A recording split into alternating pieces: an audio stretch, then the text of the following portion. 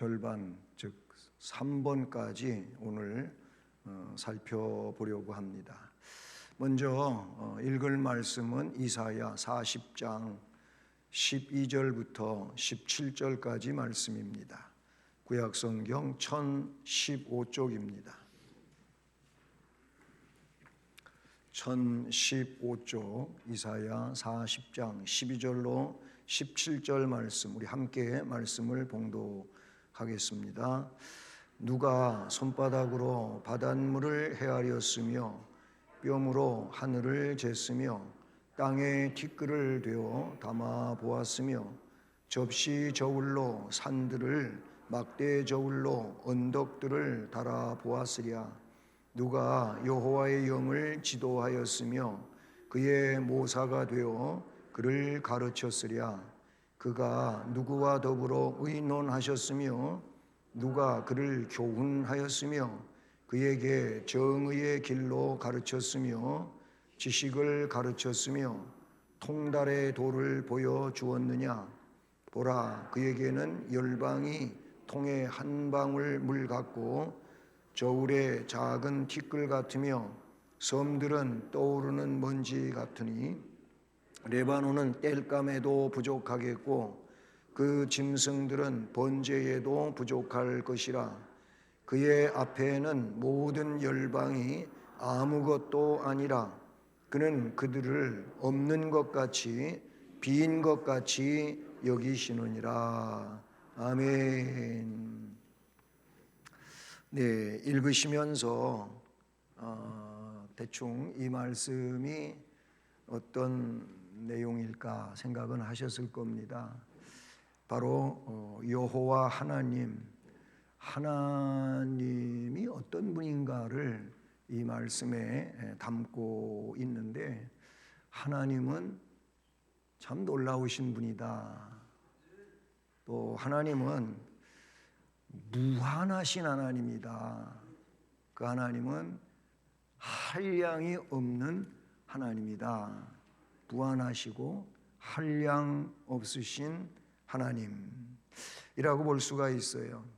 여러분, 우리 손바닥은 뭐 커야 얼마나 큽니까? 물론 제 손은 더 큰 손보다 작은 손이에요. 어떤 분 보면 손이 진짜 커요. 또 손이 클 뿐만 아니라 악수하려고 그렇게 손을 딱 보면은 손 두께가 장난이 아니에요. 굉장히 두꺼운 손을 가지고 계신 분도 있어요. 그래봤자 거기서 거기고 조금 크고 작고 그래요. 어렸을 때 땅 뺏기 해보셨죠? 땅 뺏기, 사금팔이 해가지고 잘 다듬어가지고 이게 튕겨가지고 돌아오기도 하고, 뼘으로 이렇게 갖고 이렇게 돌려 재는 거 말이에요. 땅 뺏기. 손가락이 큰 아이하고 작은 아이하고 조금 더 크게 긋고 작게 긋고, 어떤 아이는 한 번 튀기고 두 번 튀기고 세 번째 딱 자기 집으로 들어와야잖아요. 그런데 너무 욕심이 많아가지고 탁 튀겨가지고 저기까지 가갖고 또 이쪽으로 쫙 튀겨가지고 크게 갔어요. X표하고 여기 X표하고. 그리고 이제 자기 집으로 들어와야 되는데 딱 튀겼는데 못 들어왔어요. 약하게 튀겨서 못 들어올 수도 있고 너무 세게 튀겨가지고 나갈 수도 있고, 그래서 못 들어오면 꽝입니다. X표 한 거 헛겁니다. 들어오면 그때 이제 자기 집이 커져요. X표 한 대로 긁고 긁어가지고 큰 집 되지요. 그러면은 다음엔 더 쉬워지죠. 집이 커지니까 웬만하면 다 들어오지. 여러분, 우리의 이 손이라고 하는 것은 별것도 아니에요. 조그만데 이 말씀에 보니까 누가 손바닥으로 바닷물을 헤아리느냐. 이 손, 어디 옹달샘에 가가지고 거기에 물컵 없으면, 바가지 없으면 요게 물바가지 되는 거지요. 참 신기하게도 요거 잘 붙이면 안 새요. 그래가지고 이렇게 퍼가지고 마시잖아요. 그렇죠? 그래봤자 여기 한 컵도 안 들어가요. 조금 들어가요. 그래도 그거 퍼가지고 마시고 또 퍼서 마시고 또 퍼서 마시고 그리고 목을 축이곤 하는데 우리 손은 작아요. 이 손 가지고 하나님을 어떻게 담을 수가 있겠어요?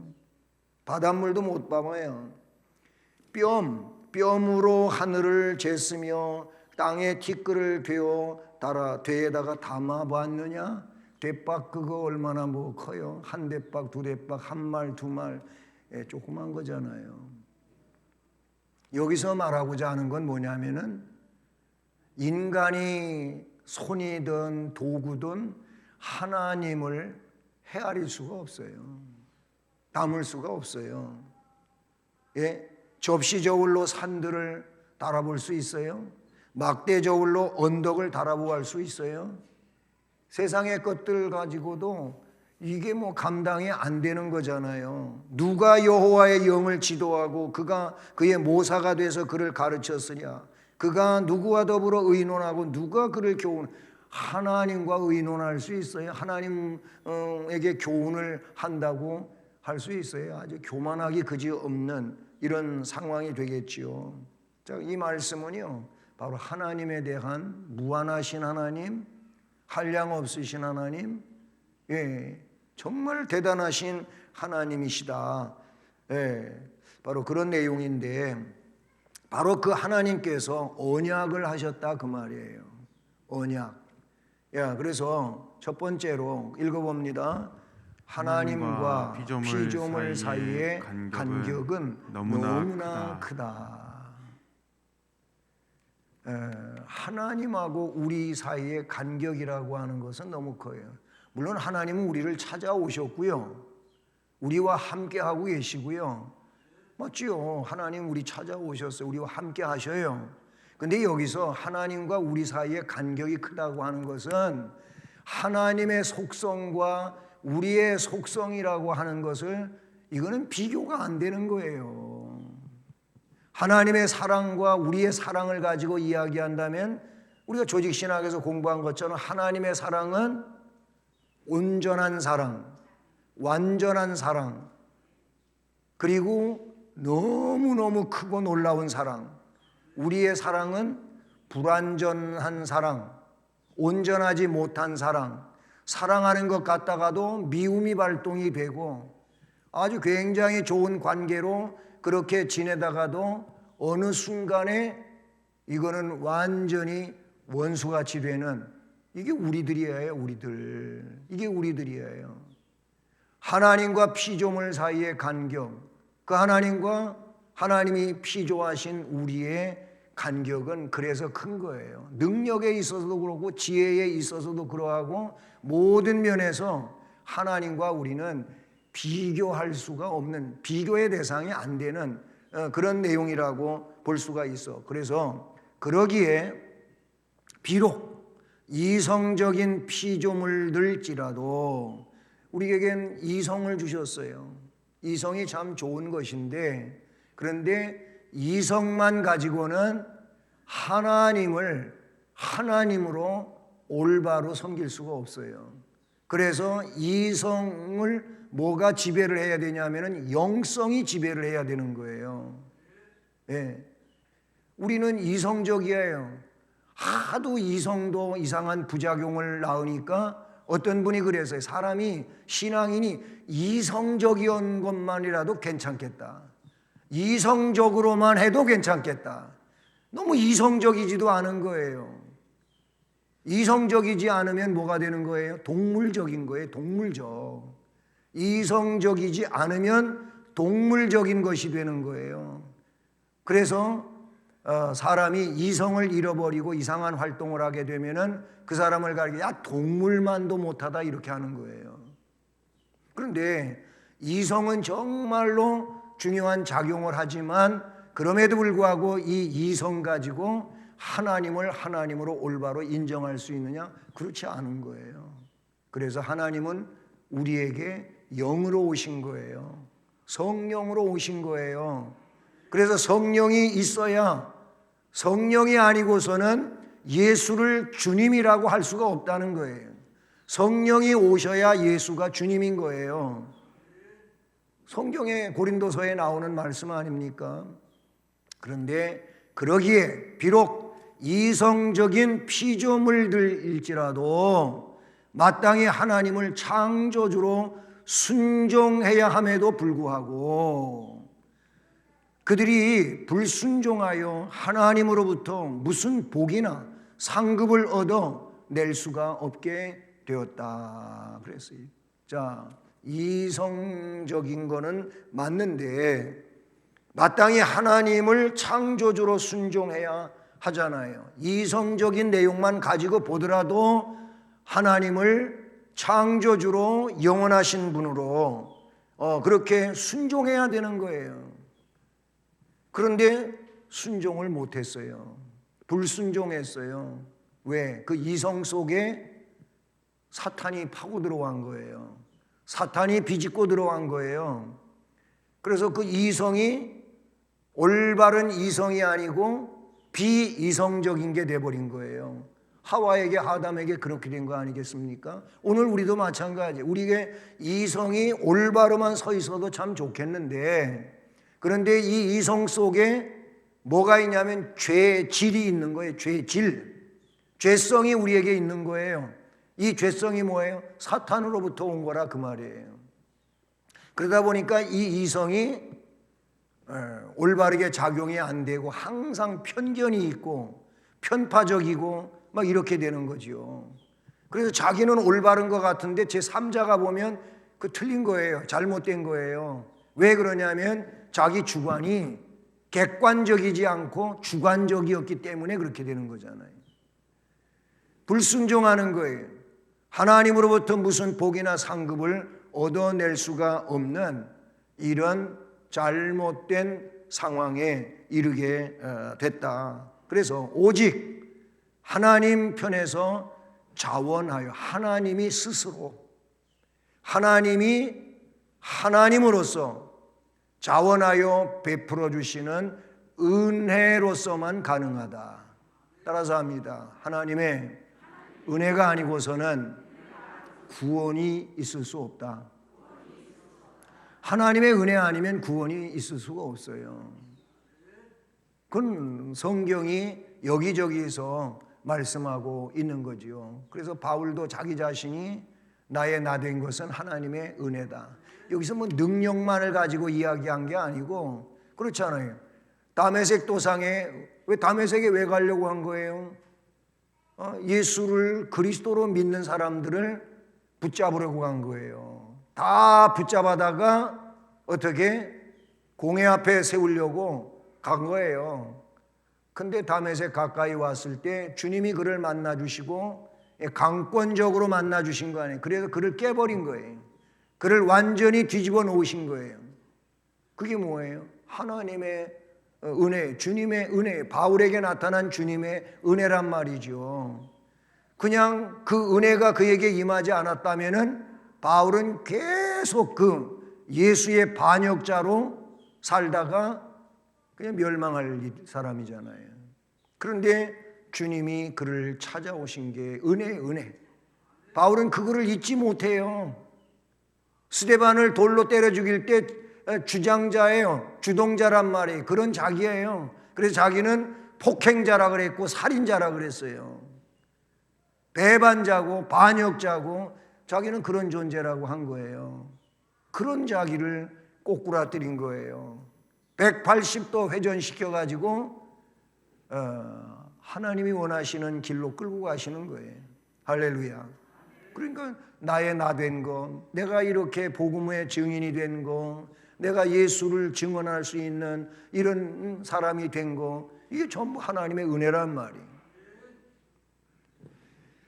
이렇게 하나님 편에서 자원하여 베풀어 주시는 은혜로서만 가능하다. 믿으십니까? 네, 그래요. 이거밖에 없어요. 예? 그리고 그런데 하나님께서는 그 은혜를 언약을 수단 삼아 나타내시기를 기뻐하셨다 그랬어요. 그러니까 하나님이 은혜를 우리에게 주시는데 그 은혜를 그냥 은혜 받아라 이런 게 아니고 언약이라고 하는 매개체를 통해 가지고 그 은혜를 나타내신다 그 말이에요. 네? 그러니까 여기서 중요한 건 뭐냐면 하나님의 언약을 잘 믿어야 돼. 하나님의 언약을 잘 받아들여야 되는 거예요. 지금 그거를 이야기하고자 하는 겁니다. 뭐 이미 이사야 앞에 말씀 우리가 12절부터 17절까지 읽었는데 13절 말씀은 바로 이런 거예요. 누가 여호와의 영을 지도하였으며 그의 모사가 되어 그를 가르쳤으랴. 하나님의 영은 완전하신 영이잖아요. 네? 성령 하나님은 그런 분이잖아요. 누가 그 하나님의 영을 뭐 한다고? 지도할 수 있느냐? 아니에요. 지도할 자는 아무도 없습니다. 네? 또 그분의 모사가 되어서 그 하나님을 가르칠 수 있는 사람은 없어요. 뭐 이제 선생님이라든지 부모님이라든지 부모님 입장에서 자녀가 아직 미숙하고 유치한데 애들 유치하잖아요. 그런데 뭔 얘기를 하려고 부모한테 대들고 막 그러면은 부모님이 대뜸 하시는 말씀이 있어요. 야, 너 날 가르치려고 그래? 이러잖아요. 애들이 지가 아직 유치한데 지가 아는 수준에서 뭘 가지고 이야기를 하고 막 부모를 설득시키려고 하면은 야, 너 나 가르치려고 그래? 선생님도 그러실 때가 있어요. 이게 아직 공부도 한참 모자르는 이 아이가 조금 배웠다고 선생님 앞에서 공자 앞에서 문자 쓰듯이 그러면은 야, 너 나 가르치려고 그래?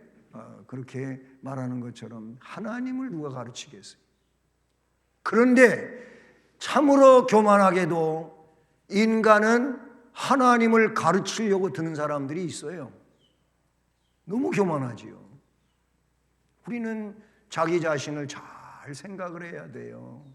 내가 정말 하나님 앞에 겸손히 순종하고 따르는지, 우리 자신이 정말 하나님의 말씀 안에서 주신 영의 역사에 의해 가지고 이게 좀 느껴지고 구분이 될 줄로 알아야 돼요. 그렇지 않으면 패망의 선봉인 교만 가지고 살다가 무너집니다. 하나님한테 혼난다 그 말이에요. 욥기서 9장 32절 33절 말씀을 보면 하나님은 나처럼 사람이 아니신즉, 하나님 사람 아니에요. 말 그대로 하나님은 여호와십니다. 여호와도 만군의 여호와시란 말이에요. 만군의 여호와는 뭐냐면 그냥 쉽게 말해가지고 전능자의 전능자. 그분에겐 그 무엇도 도전이 안 되는 거예요. 도전하면은 그냥 산산이 부서져요. 시편같이. 하나님 도전해가지고 살아남은 자 아무도 없어요. 다 산산이 부서지고 깨지고 망하고 그렇게 된다는 거예요. 안 돼요. 예? 하나님은 나처럼 사람이 아니시니 내가 그에게 대답할 수도 없으며 함께 들어가 재판을 할 수도 없고 우리 사이에 손을 얹을 판결자도 없다. 하나님하고 나 사이에 뭐 이게 맞냐 저게 맞냐 그런 재판권을 가지고 재판할 존재도 없다. 이렇게 말하고 있어요. 여기 나오는 성경 구절들 전부 같은 얘기들이에요. 예. 넘어갑니다. 두 번째 읽어봅니다. 인간과 맺은 첫 번째 언약은 행위 언약이었다. 네, 인간하고 하나님이 첫 번째 언약은 두 개로 성경에 크게 두 개로 나와요. 그 첫 번째 언약이 뭐라고요? 행위 언약이라는 거예요. 행위. 글쎄 다 언약이라고 하는 거는 은혜인데 은혜 안에 있는 건데도 우리가 이거를 조직신학적으로 이렇게 분류를 해요. 예, 행위 언약이 창세기 2장 16절과 17절 말씀이 그 근원이 된다 이렇게 볼 수가 있어요. 여호와 하나님이 그 사람에게 명하여 이르시되 동산 각종 나무의 열매는 내가 임의로 먹되, 따라서 합니다. 선악을 알게 하는 나무의 열매는 선악을 알게 하는 나무의 열매는 먹지 말라. 먹지 말라. 내가 먹는 날에는 내가 먹는 날에는 반드시 죽으리라. 반드시 죽으리라. 바로 요거예요. 예? 선악을 알게 하는 나무가 있다는 거예요. 어디에? 동산 중앙에, 에덴 동산 중앙에 있다는 거예요. 그리고 그 동산에는 그 나무 말고도 사람이 따먹을 수 있는 과일 나무들이 많이 있어요. 뭐 다양한 종류의 나무들이 있어요. 그런 나무들의 열매는 네가 다 먹을 수 있지만 요 선악을 알게 하는 나무의 열매만은 먹지 말라. 먹지 말라. 성경에는 말라와 하라로 나누어질 수가 있어요. 이게 하나님의 명령이에요. 그러니까 하나님의 명령에 따라서 사는 것을 행위라고 하는 거예요. 행위. 그리고 그 명령에 따르지 않는 불순종 또한 그의 행위인 거예요. 그래서 이 행위를 가지고 언약을 지킬 것인가 안 지킬 것인가, 지키면 생명이지만 안 지키면 멸망이단 말이에요. 그래서 행위의 문제로 맺어진 언약이기 때문에 행위 언약이라고 그렇게 한다라는 것이지요. 바로 그 행위 언약으로 읽어봅니다. 아담과 그 안에서 그의 후손에게 생명이 약속되었다. 아직 타락하기 전 상황이에요. 그 선악의 열매를 따먹기 전 상황이란 말이죠. 그 행위 언약으로 아담도 또 그 안에서 그의 후손된 모든 이들이 생명이 약속되어 있는 거예요. 그 언약 안에서 어떻게 될 때? 그 언약을 지킬 때. 언약을 지키면, 언약을 지키는 그것이 행위잖아요. 행위인데 그 안에서 그 후손에게도 생명이 약속이 되어 있다. 로마서 10장 5절에 모세가 기록하되 율법으로 말미암는 의를 행하는 사람은 그의 의로 살리라 하였거니와. 그러니까 이 말은 뭐야? 율법을 지키면 의라 그 말이에요. 그런데 사람들이 율법을 온전히 지키느냐? 도리도리 해야지요. 율법을 못 지켜. 안 돼. 율법을 못 지키는 거예요. 그게 우리란 말이에요. 우리는 하나님의 언약의 율법을 못 지켜. 왜 못 지키냐 하면은 우리는 연약해서, 부족해서, 우리는 미혹이 있으면 흔들려서, 유혹이 있으면 거기에 현혹되고 빠져서, 그래서 안 되는 거예요. 못 지키는 거예요. 율법을 100% 지키면 그 사람은 의인입니다. 근데 성경에 보니까 율법으로는 의를 얻을 사람이 없는 거예요. 못 지키니까. 그래서 로마서에 율법으로는 의를 얻는 것이 아니고 율법으로는 죄를 깨닫는 거예요. 죄가 드러난다 라는 거예요. 그렇게 성경은 말하고 있어요. 로마서 5장 12절로 20절 긴 말씀인데, 여기 한 사람으로 말미암아 죄가 세상에 들어왔다는 거예요. 또 한 사람으로 말미암아 의가 세상에 들어왔다는 거예요. 아담으로 죄가 들어오고 예수로 의가 전가되어지고, 그 얘기를 말씀하고 있다는 사실이죠. 그래요. 아담 안에서는 지난번에 공부했던 것처럼 우리에게 뭐가 물려졌어요? 원죄가 물려졌어요. 아담의 죄가, 아담이 대표자이기 때문에 그대로 후손들에게 죄가 그냥 물려진 거예요. 그래서 아담 안에 있는 모든 일반적 생육법 혹은 보통 생육법 출신자들은 전부 다 죄인이에요. 그리고 그 죄는 예수를 구세주로 믿을 때 완전히 사죄되는 거예요. 원죄 없어지는 거예요. 그렇지만 원죄는 없어졌을지라도 우리에게는 뭐가 있냐면은 죄의 성향이 있는 거예요. 죄질이 있는 거예요. 죄성이 있다 그 말이에요. 제가 어렸을 때 부흥 집회에 많이 다녔어요. 그때는 그랬으니까 우리 교회에서 부흥회 하면은 다른 교회 성도들이 많이 와요. 은혜 받으려고 와요. 우리 교회도 역시 다른 교회에서 부흥회 하면 거기에 막 또 가요. 그때 뭐 예배당들이 크기나 했어요. 예배당들이 다 작지요. 그래가지고 진짜 콩나물 시루 같이 앉아요. 콩나물 시루 아시는가 모르겠어요. 콩나물 시루 같이 앉아가지고 그것도 또 왜 이렇게 집회 시간이 길어요? 진짜 소변 마르기 시작하면 큰일 나는 거야 이게. 네. 어쨌든 그런 콩나물 시루 같은데 앉아가지고 정말 힘없는 사람은 옆에서 막 쪼여오고 이쪽에서 쪼여오면은 나 같은 사람은 이렇게 붕 떠. 이 사람한테 밀리고 이 사람한테 밀려가고 또 그래가지고 공중부양까지 하는 거예요.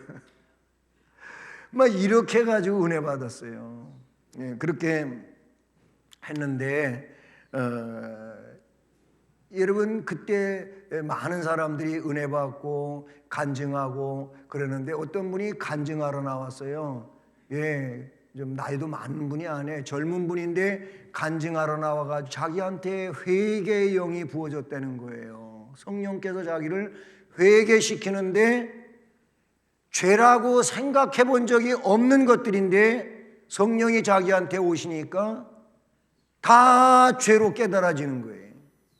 그래갖고 자기가 이제 거꾸로 인생을 거꾸로 올라가면서 오래 산 사람도 아닌데 거꾸로 올라가면서 회개를 하는 거예요. 예? 막 올라가면서 계속 생각나는데 언제까지 생각이 나냐면은 엄마 품에 안겨가지고 엄마 전 먹을 때 그때까지 생각이 나더라는 거예요. 근데 그때 그 일을 회개했대. 뭘 회개했냐면은 자기가 엄마가 자기를 그렇게 사랑스럽게 안고 그렇게 모유를 먹을 수 있게 해주는데 요 애들이 조금 젖 먹다가 크면은요 엄마 죄송해요 젖을 물어버려. 얼마나 아프겠어요. 저는 실제 그런 광경을 본 적도 야 이 녀석아 물어 아파 그러면서 막 때리고 그런 광경 본 적도 있는데 그것까지 회개했대요 그분이. 그 얘기를 간증하는데 제가 들었어요. 어린 나이에 저런 것도 다 회개해야 되는 거구나. 저는 그때 그런 얘기를 들었어요. 그러니까 무슨 얘기냐면 보통 사람들이 이거는 죄가 아니라고 생각하는 것까지 성령의 역사에 의하여 깨닫다가 보면은 하나님 앞에 눈물로 회개하지 않을 수가 없는 이런 일들이 된다는 거지요. 자, 얘기가 조금 다른 방면으로 갔는데 그 행위 언약은 아담과 그 안에서 그의 후손에게 생명이 되는 약속이에요. 뭐냐면 지킬 때 그렇단 말이에요. 자, 그런데 그 언약의 조건이 뭐냐? 완전하고 개별적 뭐라고요? 순종이에요. 성경은 그래서 순종은 생명이고 불순종은 멸망이에요. 이거는 누가 뭐래도 터치할 수 없는 거예요. 하나님이 정해놓은 노선이에요.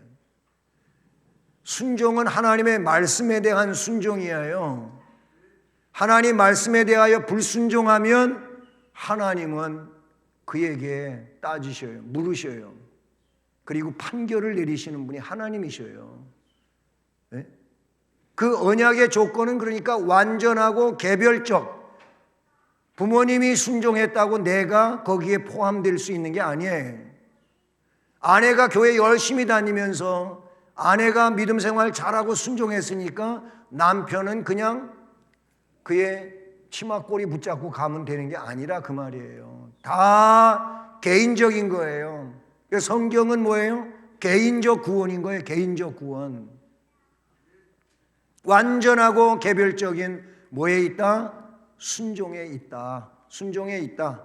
예, 갈라디아서 3장 10절 말씀을 보면 무릇 율법 행위에 속한 자들은 저주 아래 있나니 내가 기록된 바 누구든지 율법책에 기록된 대로 모든 일을 항상 행하지 아니하는 자 그는 저주 아래 있는 자라 하였습니다. 율법이 뭐예요? 행위 언약인데 못 지키잖아요.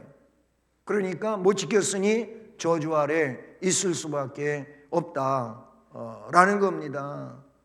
그 언약 조건은 완전하고 개별적 순종이에요. 자, 그러니 우리가 순종을 못 하잖아요. 순종 못 하니까 순종 못한 것들은 어떻게 해야 되겠어요? 하나님 잘 못했습니다. 죄송합니다. 용서해 주세요. 앞으로는 그렇게 하지 않게 해주세요. 이게 회개예요. 그러니까 회개는 맨날 할 수밖에 없는 거예요. 우리는 그런 존재예요. 그냥 뭐 다 그냥 덮어놓고 나 회개했습니다 이래가지고 끝날 일이 아니다 그 말인 거예요.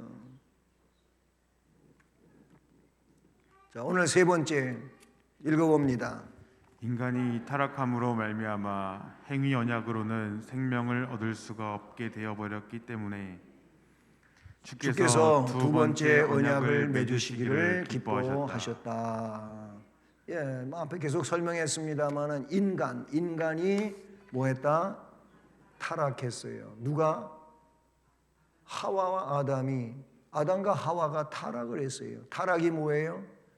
지난 시간에 말씀드린 죄가 뭡니까? 죄는 하나님의 법을 순종함에 부족한 것이나 혹 어기는 것입니다. 이렇게 되어 있어요. 이게 요리문답이에요. 요리문답이에요.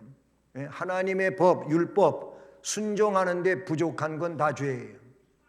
그리고 그것을 어기는 것도 죄예요. 죄라고 하는 헬라어는 하말티아 그런 단어예요. 이게 뭐냐면 사격 용어예요. 사격에서 나온 용어인데 이제 뭐 오늘날이야 더 정밀해졌지요. 예, 뭐 훈련소에서 0점 사격이라고 이 총에 대해서 이제 자료를 수집하는 게 0점 사격이거든요. 그래서 딱 총을 정조준해 가지고 세 발을 쏘는 거예요.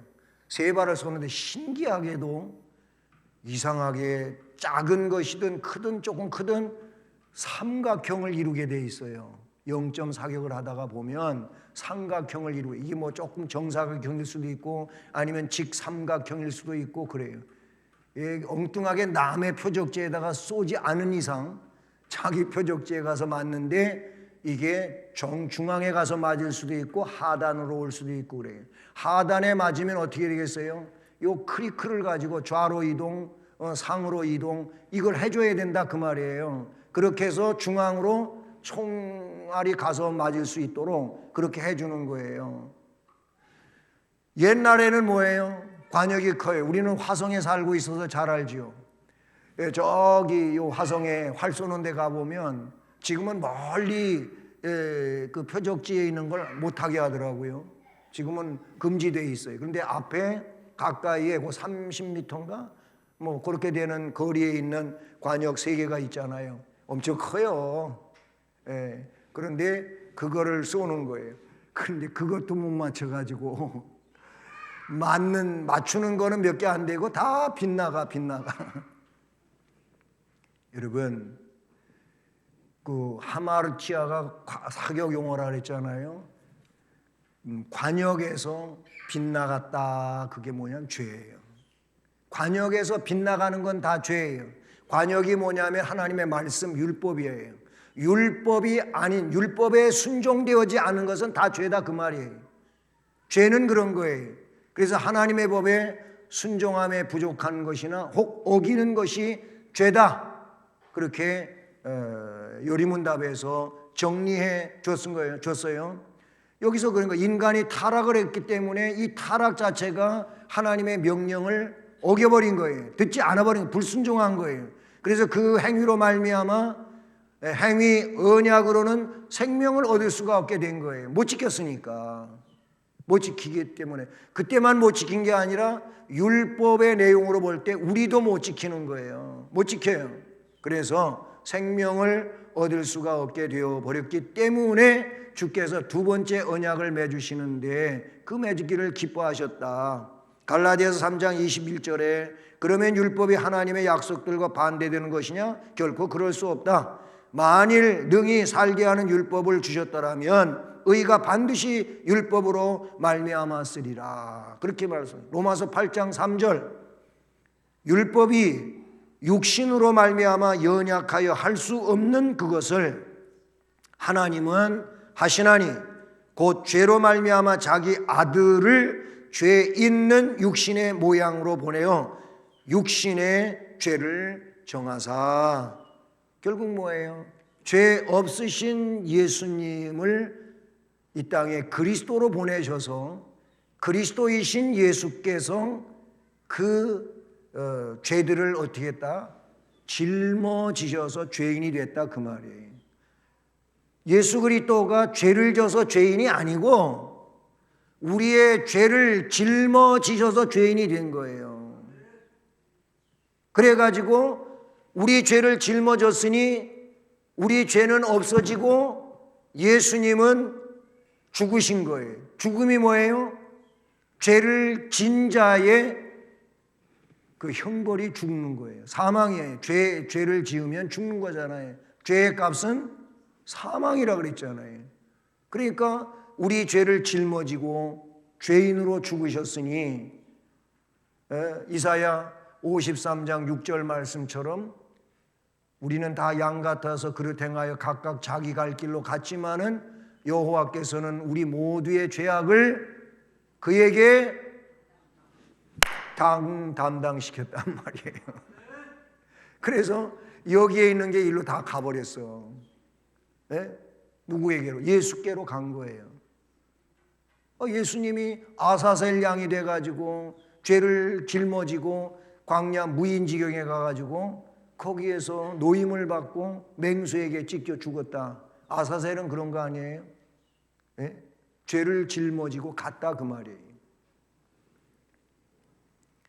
이게 로마서에서 말씀하는 거예요. 죄를 정하셨다는 겁니다. 로마서 3장 20절과 21절 앞에 21절을 읽었는데 20절에 이래 그러므로 율법의 행위로 그의 앞에 의롭다 하심을 얻을 육체가 없어요. 율법으로는 죄를 깨달음이니라. 거기 로마서 3장 20절에 나오는 말씀이에요. 율법은 뭐 하는 거라고요?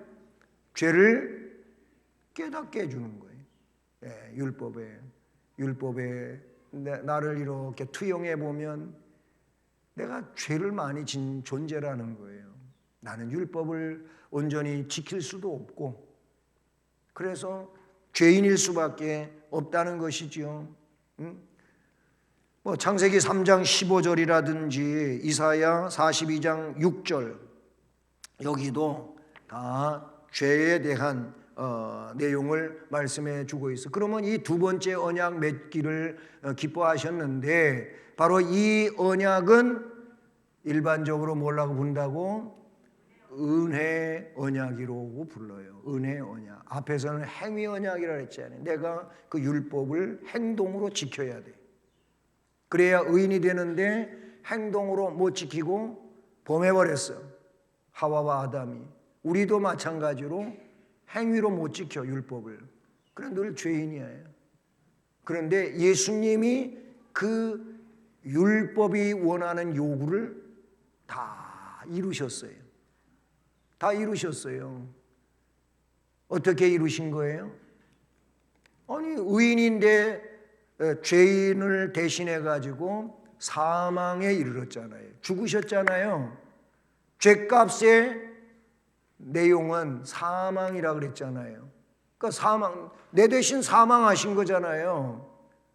그렇게 됐기 때문에 율법의 요구를 다 이룬 거예요. 그래서 우리는 예수님 때문에 뭐가 돼요? 의인이 된 거예요. 의인이 된 거. 의인, 칭의를 받은 거예요. 너는 예수를 구세주로 믿으니 너는 의인이다. 하늘 법정에서 그렇게 재판장이신 하나님께서 망치 두드리고 선언한 거예요. 법정적 선언이 칭의예요. 누구에게만 이 의가 주어진다고요? 예수 그리스도를 구세주로 믿는 자. 예, 너무 묵상이 깊으시네. 묵상 중에 들어가셔가지고. 예. 자, 그렇게 해서 우리가 의인이 됐어요. 이게 뭐예요? 은혜예요. 그 여기서 은혜 언약은 뭐예요? 예수를 구주로 믿는 거예요. 예수 그리스도를 구세주로 믿는 거예요. 예. 마태복음 26장 28절 말씀을 보면 이것은 죄 사함을 얻게 하려고 많은 사람을 위하여 흘리는 바 나의 피 곧 언약의 피니라. 아멘.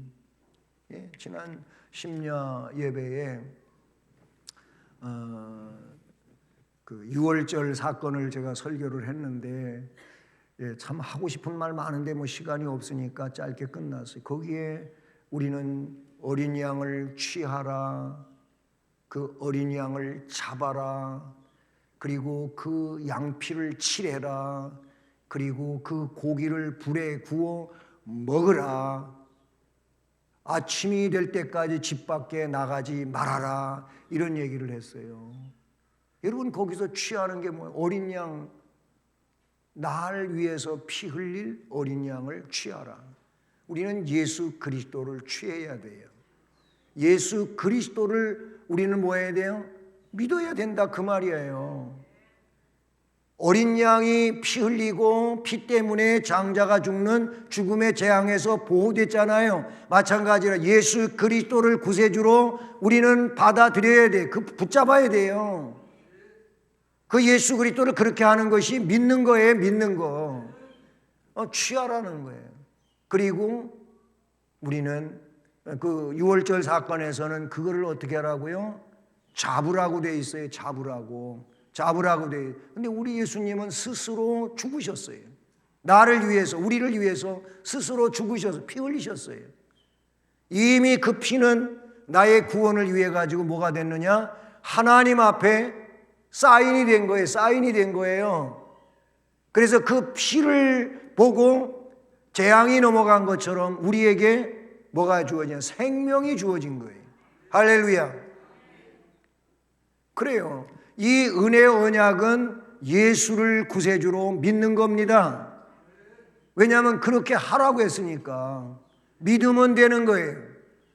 예?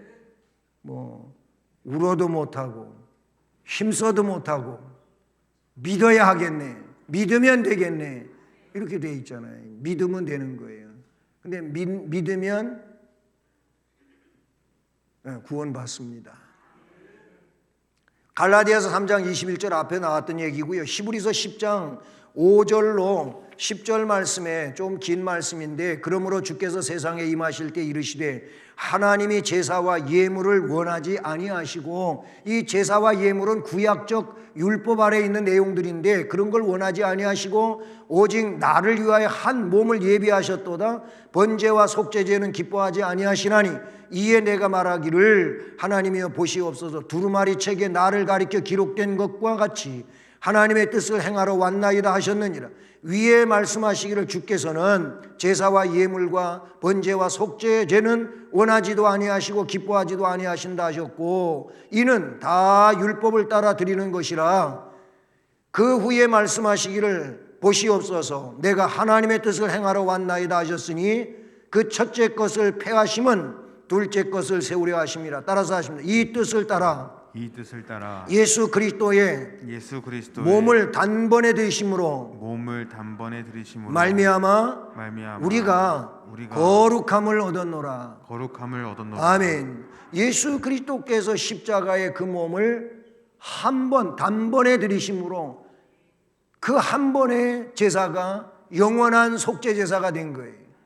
그래서 그 히브리서의 말씀을 뭐라고 짤막하게 표현하냐면은 예수 그리스도의 십자가 사건은 영단번의 제사다. 영원한 것을 단번으로 마치셨다. 영단번. 잘 기억해 두시기를 바랍니다. 예수 그리스도의 몸을 단번에 들이심으로 말미암아 우리가 거룩함, 의를 얻었다. 할렐루야. 이게 은혜요, 이게 은혜. 그래서 그 은혜를 그냥 그대로 뭐예요? 수용하는 거예요. 내가 받아들이는 거예요. 예수 그리스도가 나의 구세주입니다. 예수님은 나를 위하여 십자가에 못 박혀 피 흘렸습니다. 그렇게 믿고 받아들이는 것이죠. 그 언약에 의하여, 이 은혜 언약에 의하여 하나님은 죄인들에게, 즉 예수 그리스도로 말미암아 생명과 구원을 값없이 주셨다. 아멘. 참으로 귀한 일이 아닐 수가 없어요. 생명과 구원을 값으로 주셨어요. 그러나 그들이 구원을 받기 위해서, 이게 중요한 거예요.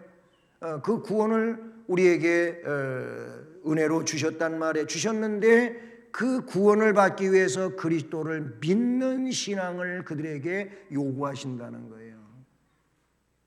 믿으면 되는데 믿어야 되는 거예요. 믿으라고 하시는 거예요.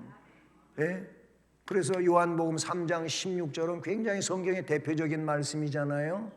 그런데 뭐라 그래서 하나님이 세상을 이처럼 사랑하사 독생자를 주셨으니 이는 그를 믿는 자마다 멸망하지 않고 영생을 얻게 하려 하심이라.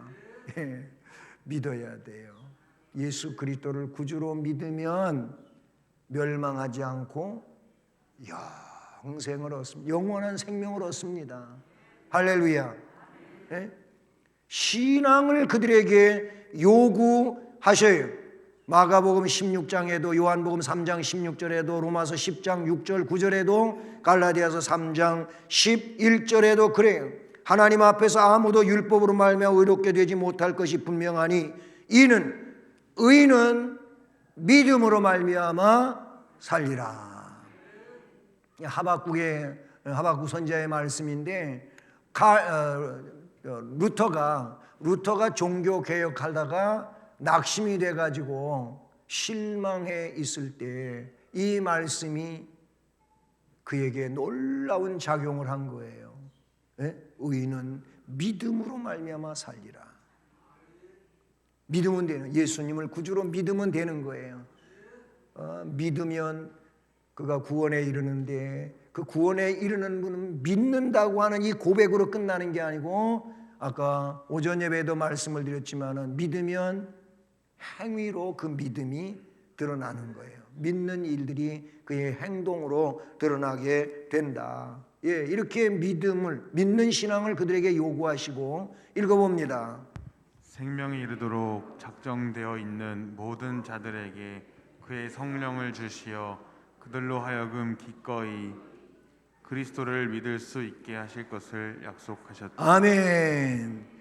이거 참 너무 은혜로운 얘기 아닙니까? 생명에 이르도록 작정되어 있는 모든 자, 작정됐다는 거예요. 예정되었다는 거예요. 이런 자들에게는 그의 성령이 오셔요. 할렐루야. 성령을 주시어서 그들로 하여금 기꺼이, 즐거움으로, 기쁨으로 그리스도를 믿을 수 있게 하실 것을 약속을 하신 거예요. 우리의 연약한 믿음을 성령이 오셔서 어떻게 해요? 안내해 주시는 거예요. 진리로 이끌어가 주시는 거예요. 깨닫게 해 주시는 거예요. 가르쳐 주시는 거예요. 변호해 주시는 거예요. 상담해 주시는 거예요. 아멘을 끝까지 잘하신 분은 은혜가 넘칩니다. 끝까지 그냥 입 꽉 다물고 빨리 끝내시기나 하세요. 끝내드릴게요. 다 끝났어요. 에스겔서 16장 26절 27절, 요한복음 6장 44절 45절, 요한복음의 말씀을 보면 이래요. 나를 보내신 아버지께서 이끌지 아니하시면 아무도 내게 올 수 없으니. 하나님 아버지께서 성자 예수 그리스도를 이 땅에 구세주로 보내시잖아요. 그런데 그 보내신 아버지께서 이끌지 아니하시면, 이끌어주지 아니하시면 아무도 내게 올 수가 없다는 거예요. 오는 그를 내가 마지막 날에 다시 살리리라. 하나님이 이끌려 오게 하시는데, 그런데 그런 이들은 생명으로 영생에 나아가게 하신다. 선지자의 글에 그들이 다 하나님의 가르치심을 받으리라 기록되었은즉 아버지께 듣고 배운 사람마다 내게로 오느니라. 예, 우리는 은혜 있는 자가 되어야 돼요. 그리고 성령의 역사를 따라서 순종하며 믿음으로 가는 자가 되어야 돼요. 우리의 이성도 성령이 다스려셔야 돼요. 우리는 이성보다 영성으로 사는 자가 되어야 할 줄로 믿습니다. 그것이 은혜로운 자예요. 예, 영성으로 하지 아니하고 이성으로 하다가 망한 자들은 성경에 너무나도 많이 나옵니다. 우리는 이성을 뛰어넘어 영성으로 하나님께 순종하고 사명을 감당하는 은혜자 되기를 주님의 이름으로 축복합니다. 은혜로우신 하나님 아버지 감사합니다. 오늘도 우리에게 또 말씀을 허락하시고 하나님이 우리의 영원한 생명을 위하여 언약을 하신 하나님입니다. 행위 언약으로 이루어지지 못하고 파괴된 내용이 되어 하나님은 우리에게 스스로 은혜 언약을 허락하셨습니다. 예수 그리스도께서 우리의 속죄자로 죽으시고 그 속죄자이신 예수 그리스도를 구세주로 믿는 자들에게는 바로 의를 얻는 이 은혜의 언약을 허락해 주셔서 감사합니다. 그러므로 예수 그리스도를 구세주로 성령의 역사 안에서 올바로 믿음으로 하나님이 인정하는 의인 되고 그래서 부활의 때에 생명의 부활로 나아가는 모든 의의 백성들 되며 영광을 주께 돌리게 하옵소서. 성령 안에서 훌륭한 믿음으로 앞날을 살아가는 우리가 되게 하옵소서. 예수 그리스도의 이름으로 기도드립니다. 아멘.